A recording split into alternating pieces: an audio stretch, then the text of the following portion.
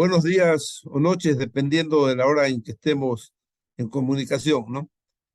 Me presento, yo soy Eduardo Barredo, soy ingeniero en electricidad, secretario del Foro Politécnico, y mi experiencia en el sector eléctrico me ha llevado a que haga un comentario amplio sobre la situación del sector eléctrico ecuatoriano en este momento, ¿no?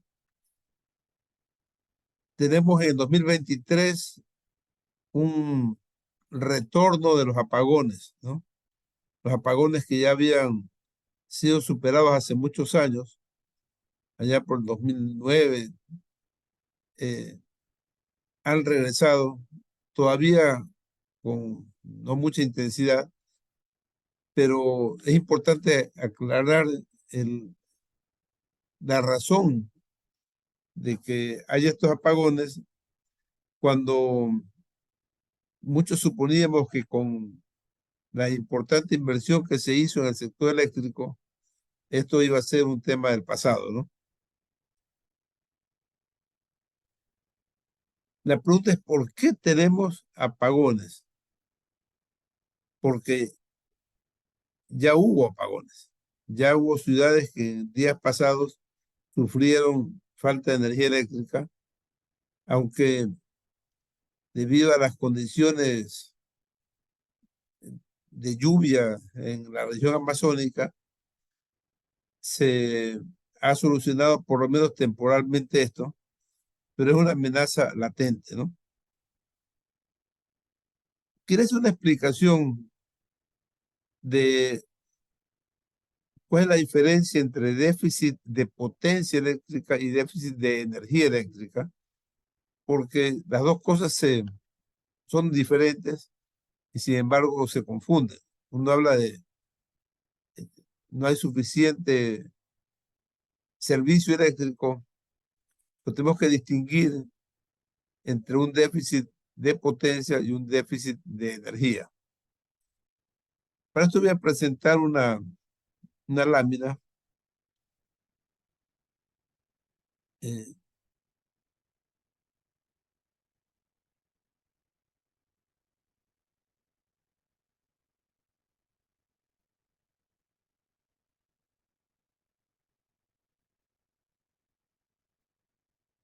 perdón,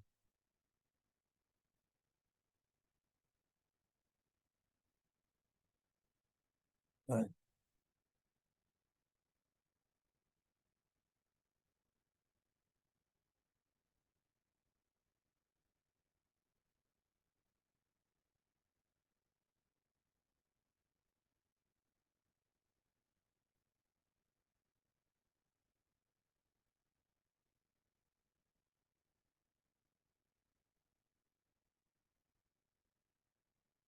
he puesto un ejemplo con números sencillos para poder entender el problema y que cualquiera pueda interpretar la diferencia entre estas dos cosas. Vamos a ver.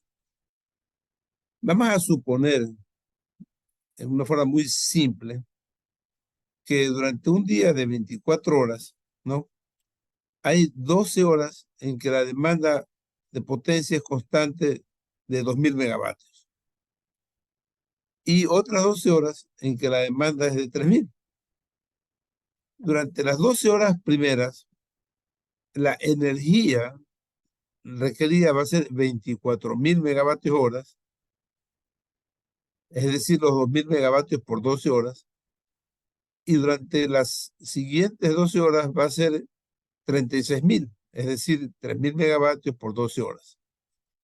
Es decir, durante todo el día se ha requerido 60.000 megavatios hora, ¿no? ¿Cómo nos suministramos? Vamos a poner dos situaciones en las que hay déficit. La una la llamamos Hidro 1. La Hidro 1 es una central de 3.000 megavatios, pero que el recurso hídrico, la cantidad de agua disponible, solo le permite suministrar 54.000 megavatios hora durante el día. Esa planta tendrá un factor de planta de 75%, es decir, va a operar al 75%, no porque tenga ningún problema en sus máquinas, sino por el recurso hídrico que no le permite producir más tiempo.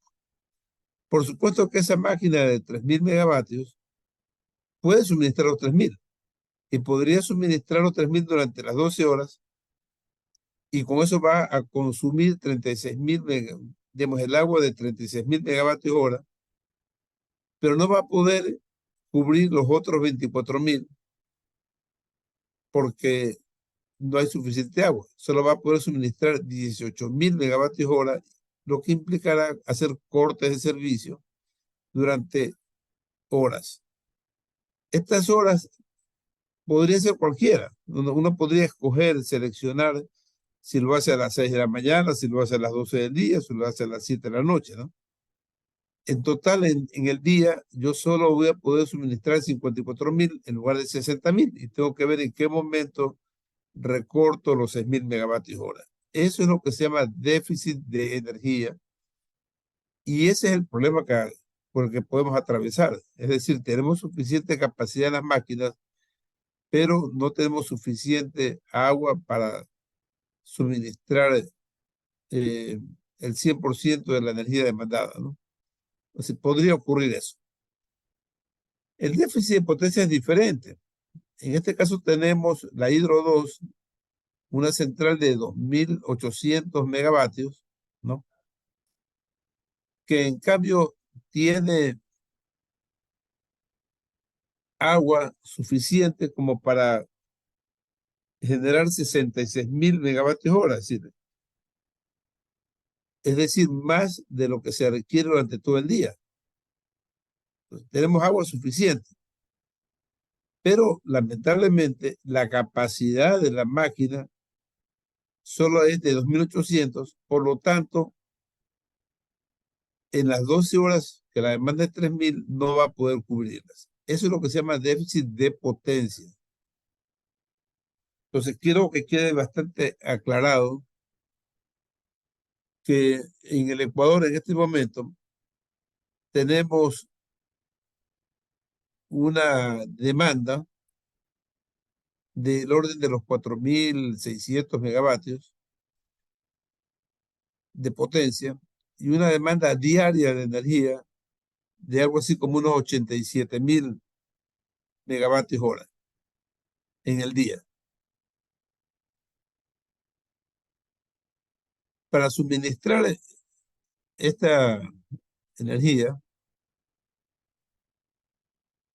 tenemos unos 5.500 megavatios de centrales hidroeléctricas que durante los meses de estiaje, donde hay menos agua, pueden suministrar alrededor de 50.000, 60.000 megavatios hora diarios. Y el resto debe ser cubierto por la generación térmica. Durante la época lluviosa, la producción de las centrales hidroeléctricas es muy alta y prácticamente podría satisfacer todos los 87.000 megavatios hora requeridos. Sin embargo, se despacha algo de generación térmica por razones técnicas y de seguridad, ¿no? ¿Qué es lo que ocurre entonces en este momento? Que si tuviéramos nosotros disponibles los aproximadamente 1.700 megavatios de capacidad térmica instalada,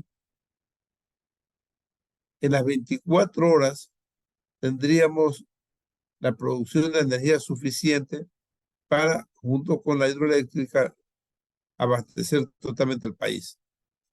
Sin embargo, hay muchas unidades térmicas que no están operando, que están fuera de servicio por problemas de mantenimiento.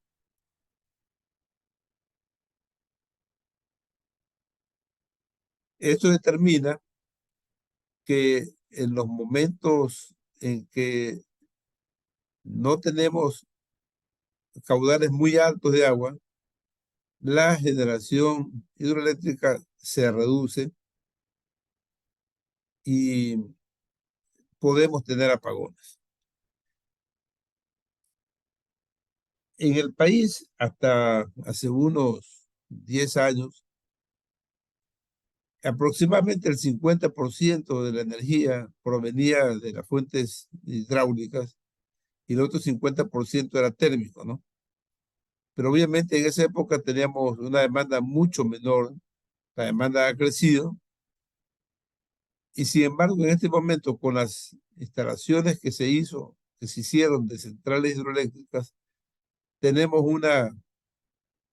un abastecimiento del orden del 90 y pico por ciento en la época lluviosa, 94% llegamos, y en la época seca de un 70 y pico por ciento, con lo cual promediamos más de 80 y pico por ciento de abastecimiento hidroeléctrico. ¿Cuál es el beneficio que logramos con esto? Un enorme ahorro de combustible, y eso implica un enorme ahorro de dinero, ¿no? Esa es básicamente la principal fortaleza de la generación hidroeléctrica, ¿no? ¿No?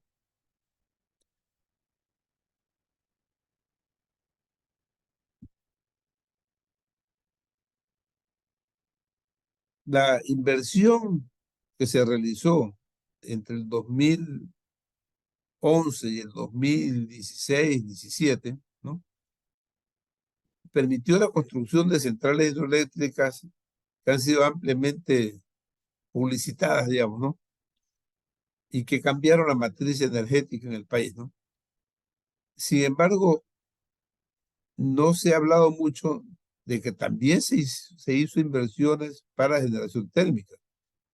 Se instalaron cerca de 700 megavatios térmicos, como están en la central Jaramijó, la central térmica Esmeraldas 2, la central de Quevedo, dos centrales en Santa Elena, la central de Jibino en el oriente, eh, con lo cual se reforzaba la capacidad de generación del país pensando en los momentos en que hubiera estiaje, ¿no?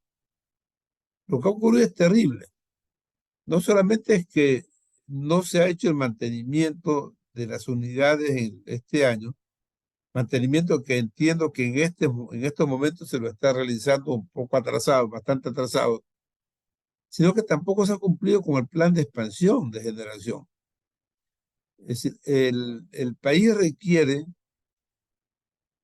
constantemente ir ampliando su capacidad porque la demanda va creciendo. Durante 6 años y medio no hay ningún otro proyecto de generación que se haya realizado, que se haya ejecutado, ¿no? Además de los grandes proyectos hidroeléctricos que están pendientes, como Cardenillo y Santiago en especial, también se requerían lo que llamamos cuñas térmicas, es decir, centrales térmicas que eh, también contribuyan, digamos, a la generación cuando, cuando sea necesario por falta de suficientes caudales de agua, lo que es normal en el país. Quiero señalar claramente que el problema no es que haya estiaje. Estiaje hay todos los años, una vez es más severo que otro, pero la planificación del sector eléctrico es bastante buena y lo tiene contemplado eso. El problema es que no se ha realizado. De hecho, ya teníamos que tener en operación una central de ciclo combinado prevista de 400 megavatios y no se ha comenzado en absoluto, ¿no? También está prevista otra central de 600 megavatios en ciclo combinado para tener 1000 megavatios más térmicos, aparte de las hidroeléctricas que no se ha construido todavía, ¿no?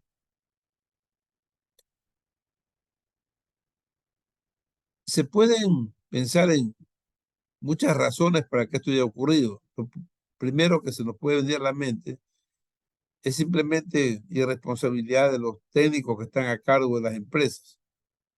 Yo conozco el sector eléctrico y les puedo decir que los técnicos nuestros son sumamente responsables y con una experiencia y una capacidad muy grande, y son los que están manteniendo el sistema a pesar de los problemas causados por la falta de recursos económicos.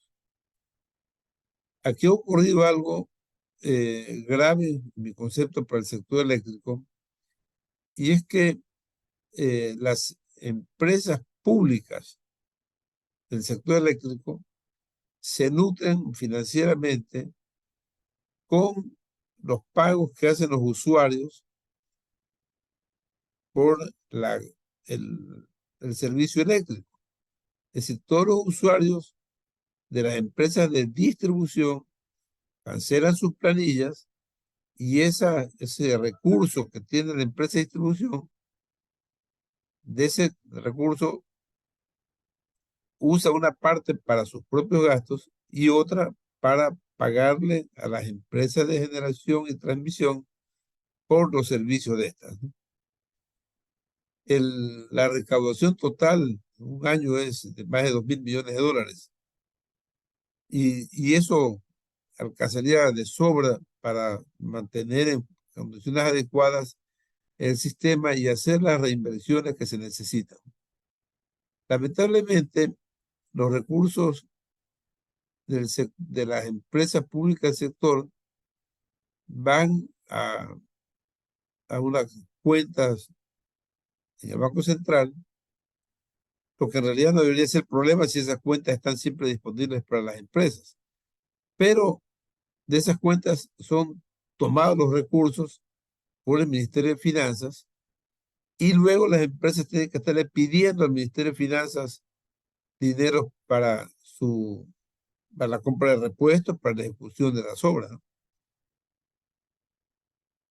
Y entendemos que ese es el problema. El Ministerio de Finanzas tiene otros criterios de prioridades y considera que los pedidos de las empresas eléctricas no revisten la misma prioridad que tienen otros gastos, o tener recursos para la reserva monetaria o por cualquier otra cosa que se considere el Ministerio de Finanzas.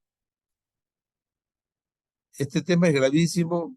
Creemos que debe reformularse eso y que el dinero de las empresas eléctricas no debe ser tomado por el Ministerio de Finanzas, siempre debe ser reinvertido en el sector eléctrico, y si se nota que hay excedentes, lo que debe conducir esto es a revisar las tarifas, porque las tarifas están calculadas de una forma tal que eh, las empresas sean autosuficientes, puedan gestionar su expansión, pero no tienen por qué tener utilidades más allá de lo requerido para su desenvolvimiento, ¿no? Es decir, no debería haber utilidades para entregar al Estado. El Estado no debería beneficiarse de excedentes de las empresas eléctricas, ya que eso implicaría estar cobrando valores excesivos a los usuarios. Ese es el esquema, ¿no? También se puede unir a esto eh, la pretendida privatización de las empresas eléctricas, mostrando ante la ciudadanía que es un sector que no está operando bien, que no funciona bien, al estar hecho cargo el Estado de este sector, y justificar de esa forma, o tratar de justificar, que sea traspasado al sector privado, ¿no? Por supuesto que con el sector privado los costos aumentarían, porque también hay la utilidad que obviamente requiere el inversionista, y, y esto afectaría al pueblo ecuatoriano, por lo que consideramos necesario que se mantengan las empresas públicas del servicio eléctrico, pero con sus propios recursos, sin tener que depender del Ministerio de Finanzas, ¿no?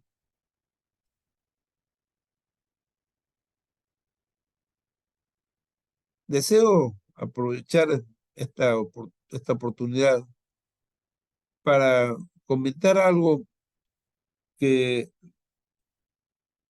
sobre lo que repetidamente en los medios se proporciona una información falsa, y es sobre la situación de las generadoras hidroeléctricas que se construyeron entre los años 2011 y 2016. Específicamente, porque es el caso del que más se ha hablado, el caso de la central Coca-Sinclair.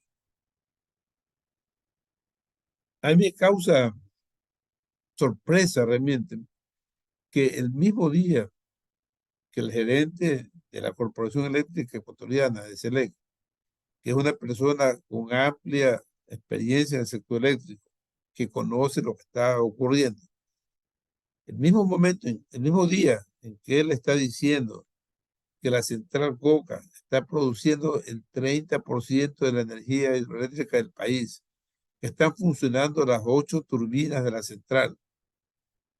Sin embargo, media hora después escucho al ministro de Energía decir que la central Coca es una chatarra que no sirve para nada, que nunca debió ser construida. Eso lo ha dicho públicamente. Si la central Coca no hubiera sido construida, tendríamos un gravísimo problema de falta de energía eléctrica en el país.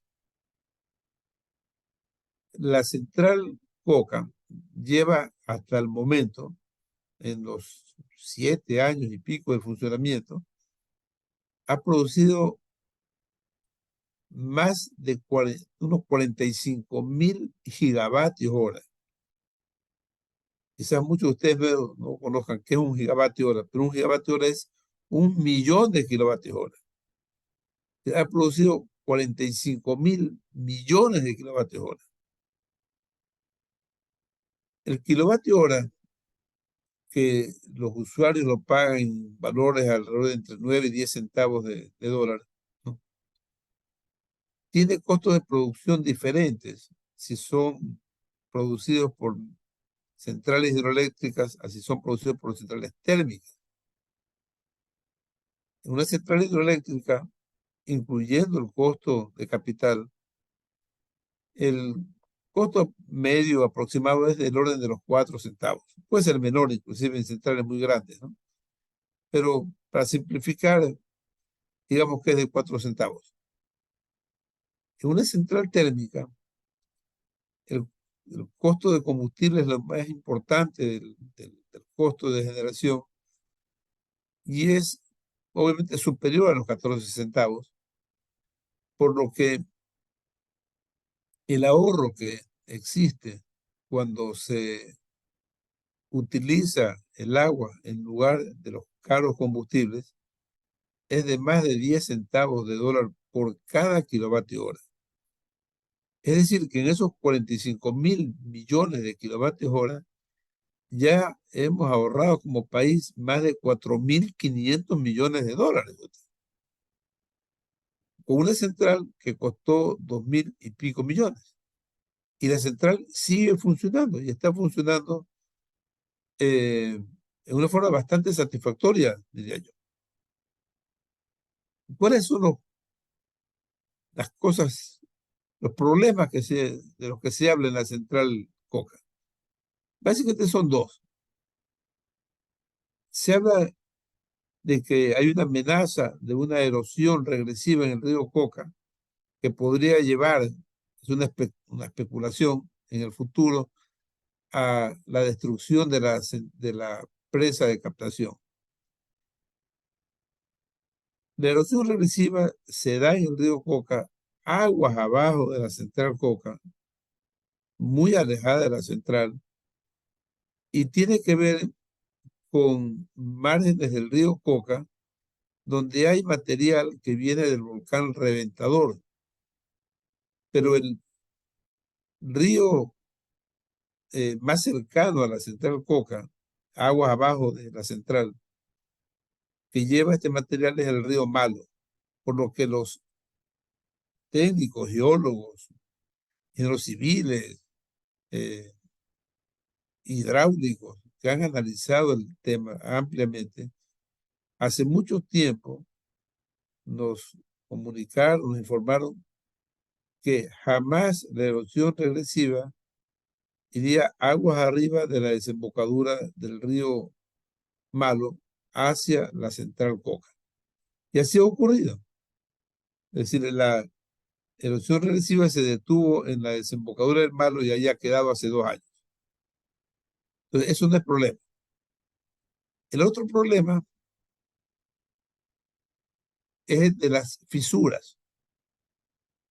Las fisuras no son fisuras en ninguna presa que tenga peligro de derrumbarse, como algunos han creído.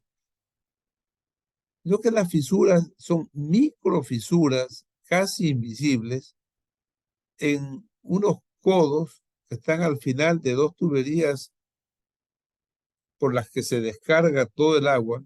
Son tuberías metálicas de un espesor muy grande, de varios centímetros de espesor. Y en la parte final, en la parte inferior de estas tuberías que traen el agua de 600 metros de altura, en la caída para ya entrar a las turbinas, hay unos codos que tuvieron que ser hechos con soldadura, y en los cuales hubo problemas en la calidad de la soldadura, pero el problema es que hasta ahora los técnicos de gran prestigio que lo han analizado consideran que no genera un riesgo grave sobre la central, que deben ser reparados eh, cada cierto tiempo, se hace una intervención y hay medios para impedir que estas fisuras se hagan más grandes y mantenerlas totalmente controladas. Eso es lo que ha pasado durante los 7 años y debemos esperar que eso se mantenga. Por supuesto que hay una responsabilidad de la compañía contratista y está muy bien que la Corporación Eléctrica del Ecuador exija a la compañía contratista que solucione el problema y, y si no hay una solución inmediata, debería la empresa constructora mantener durante todo el tiempo de la vida útil de la central un constante asistencia para reparar estas fisuras cuando los técnicos consideren que sea necesario. Pero insisto, esto no está determinando ninguna suspensión de la generación ni genera ningún peligro grave. Y es una central muy importante para el país que está eh, coadyuvando en forma muy importante al sostenimiento del sector eléctrico ecuatoriano, ¿no? Las otras centrales de generación hidráulicas funcionan bastante bien. Ahí tenemos Mina San Francisco, que es de régimen del litoral, está en el río Jubones, de ahí 3 unidades. La central sopladora en este momento tuvo un problema con una de las unidades, pero son problemas que tienen que ser reparados también, y está funcionando con 2 unidades de las 3. La central Delcy Tanizagua no tiene mayores problemas, y la central Manduriaco. Así que eh, debo insistir en que fue sumamente importante para el país el tener estas centrales de generación hidroeléctrica que han permitido tener una energía eléctrica relativamente económica en el país, ¿no? Bueno, realmente es lo que más me ha interesado manifestar aprovechando estos momentos. Y como un breve comentario final, podría dar mi opinión sobre qué cosas se requieren en el sector eléctrico para el futuro, ¿no? Primero, la autonomía financiera, que eso para mí es un tema fundamental. Y creo que también debe haber un cambio en el modelo de gestión de las empresas públicas. Creo que las empresas públicas deben tener un desarrollo profesional permanente en el que no haya una incidencia del gobierno central muy acusada en la administración de la misma, ¿no? Si deben ser consideradas como empresas de propiedad del Estado, administradas por profesionales, y la dirección política del sector eléctrico le corresponde al Ministerio de Electricidad, pero no a los funcionarios de las empresas públicas. Bueno, los funcionarios de las empresas públicas tienen que cumplir funciones técnicas y se requieren personas con conocimiento y con honestidad, con responsabilidad, pero que no van a tomar decisiones de carácter político, ¿no? Eso es muy importante considerar, ¿no? También consideramos necesario una reforma importante al sistema de compras públicas, que cuando se creó el primero INCOP y luego CERCOP, inicialmente prestaban un servicio muy efectivo, muy conveniente a todas las empresas públicas al transparentar los procesos de compra, publicando los precios con los que se habían adquirido bienes y servicios para conocimiento de la ciudadanía, para conocimiento de otras empresas similares que pudieran de esta forma conocer eh, cómo están los precios de mercado y detectar también anormalidades, ¿no? Sin embargo, el CERCOP poco a poco se ha ido convirtiendo en un organismo que legisla también sobre el sector, da normas de obligatorio cumplimiento para las empresas para las empresas del sector, bien sean petroleras, telefónicas, eléctricas, ¿no? Eh, Haciendo mucho más complicados los procesos de adquisición, llenando los pliegos de condiciones que complican enormemente los procesos, y esto ha afectado severamente a la agilidad con la que deben hacerse las cosas en los sectores estratégicos, ¿no?